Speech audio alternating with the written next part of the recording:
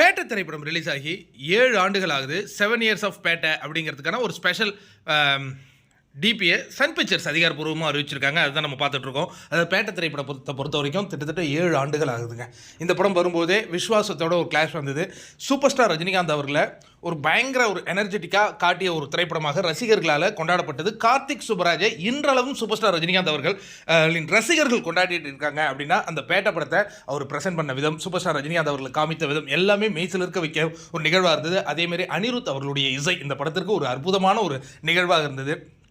இந்த படத்தில் த்ரிஷா, சிம்ரன், அதுக்கப்புறம் சசிகுமார், இவங்கெல்லாம் ஒரு முக்கியமான கதாபாத்திரம். அதேமாரி விஜய் சேதுபதி, பாபி சிம்கா, ஒரு அற்புதமான இவங்கெல்லாம் இவருடைய பட்டறை, கார்த்திக் சுப்பராஜனுடைய பட்டறை ரொம்ப அழகாக ஹேண்டில் பண்ணியிருப்பாங்க. சூப்பர் ஸ்டார் ரஜினிகாந்த் அவர்களுடைய இருவேறு கெட்டப்புகள், நம்மளை மெய்சிலிருக்க வைத்த அந்த காட்சிகள் எல்லாமே நம்மளுடைய மனதில் போகுது. அதேமாதிரி மரணம் அப்படிங்கிற அந்த பாடல் ஏற்படுத்திய தாக்கம், வெற்றி சொல்லி மாளாததுங்க நண்பர்களே. 7 இயர்ஸ் ஆஃப் பேட்டை எப்படி செலிப்ரேட் பண்ணீங்க?